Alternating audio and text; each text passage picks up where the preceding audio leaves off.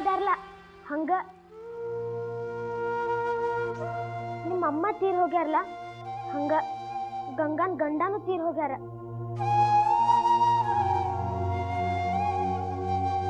ಅಕ್ಕಿನೂ ವಿಧವಾ ಇದ್ದಾಳ.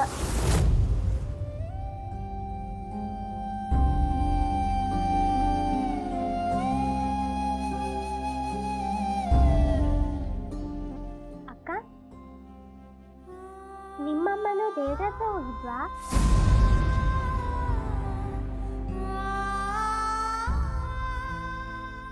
ನಮ್ಮಮ್ಮನೂ ದೇವ್ರ ಹತ್ರ ಹೋಗಿದ್ದ.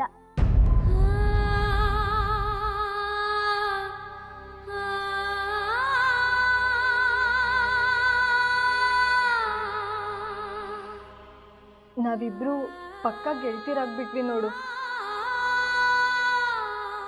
ಅಲ್ಲ ಅದ್ ಹೆಂಗೆ? ಅದ್ ಹೆಂಗ ಅಂದ್ರ ಒಬ್ರು ದುಃಖದೊಳಗ ಇನ್ನೊಬ್ರು ಯಾರಿರ್ತಾರೋ ಅವರೇ ಖರೆ ಗೆಳ್ತಿರೋ.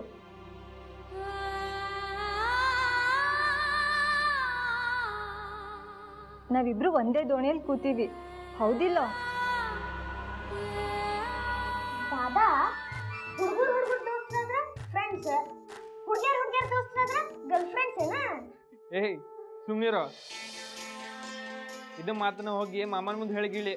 ಮಾಮ ಶುದ್ಧ ಕನ್ನಡವಾದಿ ಅದಾರ. ಅವ್ರ ಮುಂದೆ ಫ್ರೆಂಡ್ ಗರ್ಲ್ ಫ್ರೆಂಡ್ ಅಂತ ಇಂಗ್ಲಿಷ್ ಪದ ತಗೊಂಡಿ ಅಂದ್ರ ಹುಳಿನ ಹಾಕ್ತಾರ. ಪಕ್ಕಾ ಕನ್ನಡ ಮಾತಾಡ್ಬೇಕು ಅವ್ರ ಮುಂದೆ.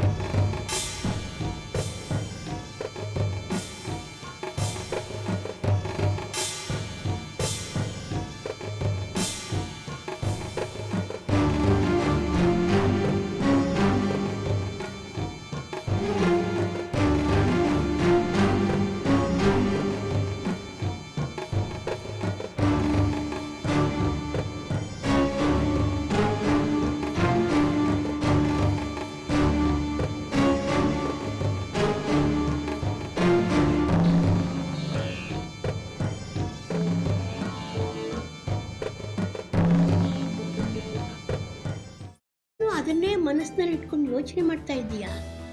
ಮೊದಲು ಅದರಿಂದ ಹೊರಗಡೆ ಬಾ.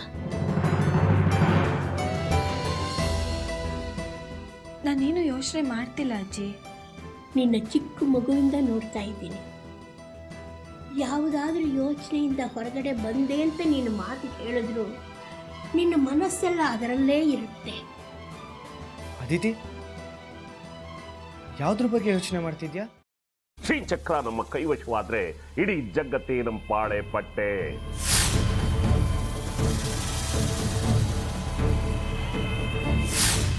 ನಾವಿದೀವಲ್ಲ, ನೀನ್ ಯಾಕೆ ಚಿಂತೆ? ನಮ್ಮ ಆಸೆಗಳೆಲ್ಲ ಪೂರೈಸುತ್ತೆ. ಅದಕ್ಕೆ ನಾನು ಹೇಳಿದ್ದು ನಮ್ಮ ಜೊತೆ ಕೈ ಜೋಡಿಸು ಅಂತ.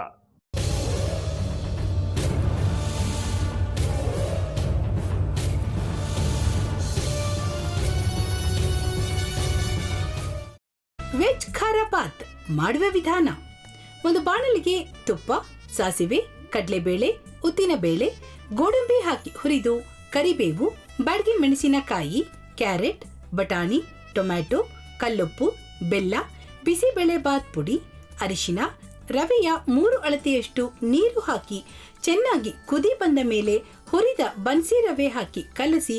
ಈಗ ವೆಜ್ ಖಾರ ಬಾತ್ ಸವಿಯಲು.